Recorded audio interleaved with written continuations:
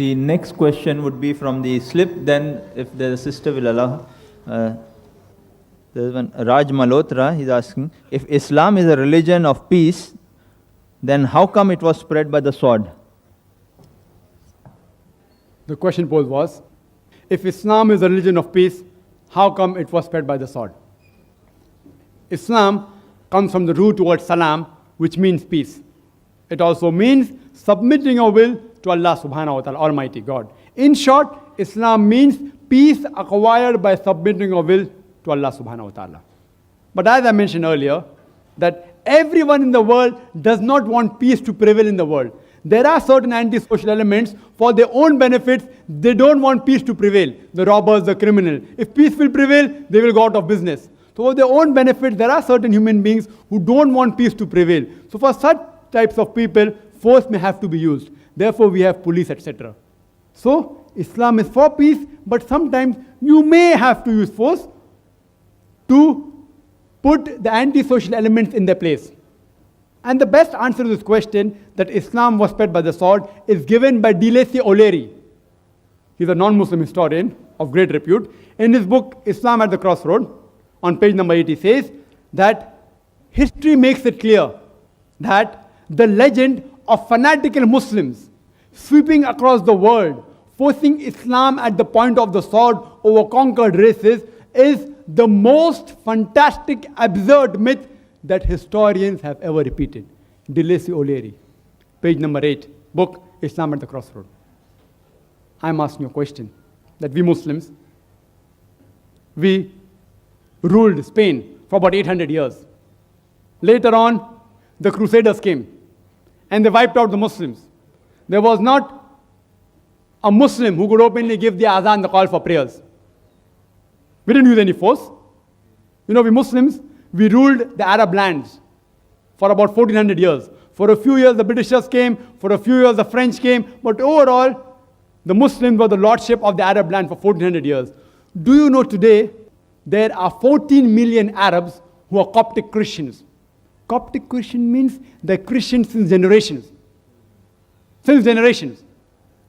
If the Muslims wanted, they could have converted every non-Muslim at the point of the sword. We didn't do it. The 14 million Arabs who are Coptic Christians are giving witness that Islam wasn't spread by the sword. You know India? India was ruled for hundreds of years by the Muslims. We didn't use the sword. We didn't use the sword. If you people do a wrong thing, you can't catch up those people and blame the religion for that. If you people don't follow the religion, you can't say that Christianity is bad because Hitler incinerated 6 million Jews. If Hitler incinerated 6 million Jews, burned 6 million Jews, you can't blame Christianity for that. There may be black sheep in every community, but we Muslims, we ruled India for hundreds of years. If we wanted, we could have forced every non-Muslim to convert at the point of the sword. We didn't do it. The non-Muslims of India today, more than 80%, they are giving shahada, they are giving witness. You non-Muslims present here are giving witness that Islam wasn't spread by the sword. You are giving witness. We had the power, we didn't do it. Islam doesn't believe in that. Today, the country which has the maximum number of Muslims is Indonesia. Which Muslim army went to Indonesia? Which Muslim army went to Malaysia, which has 55% population of Muslims? Which Muslim army went to the east coast of Africa? Which Muslim army? Which sword? Thomas Carlyle gives the reply. Thomas Carlyle, he writes in his book, Heroes and Hero Worship, that you have to get the sword. Little good will it do that he should spread with the sword. Every new opinion initially begins in the mind of one. One man in the whole world. One man against all the human beings. It will do little good that he picks up a sword and propagates it. Which sword? Even if we had the sword, we can't use it.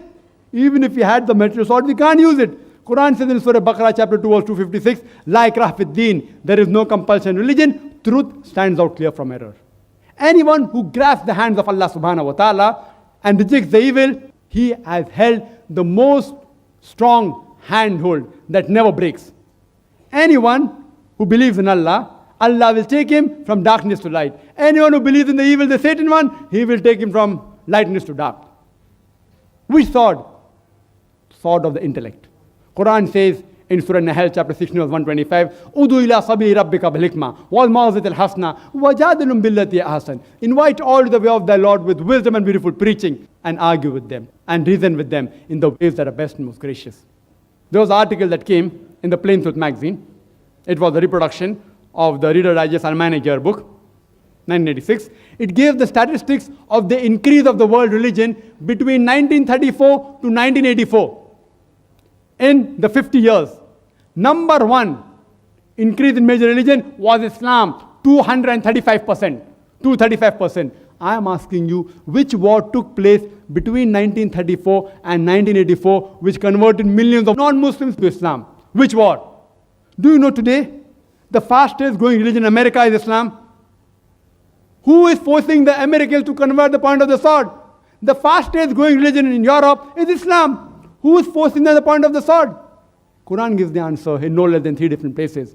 In Surah Tawbah, chapter number 9, verse number 33. In Surah Saf, chapter 61, verse number 9. And Surah Fatah, chapter 48, verse 28. The glorious Quran says, هُوَ الَّذِي أَرْسَلَ رَسُولَهُ بِالْهُدَى وَالدِّينِ الْحَقِّ لِيُظْهِرَهُ عَلَى الدِّينِ كُلِّهِ وَكَفَى بِاللَّهِ شَهِيدًا وَقَرِيَ الْمُشْرِكُونَ.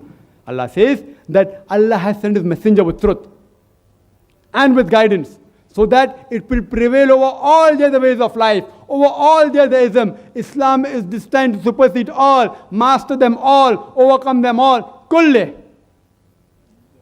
Enough is Allah as a witness. And I like to end this answer by giving the quotation of Adam Pearson.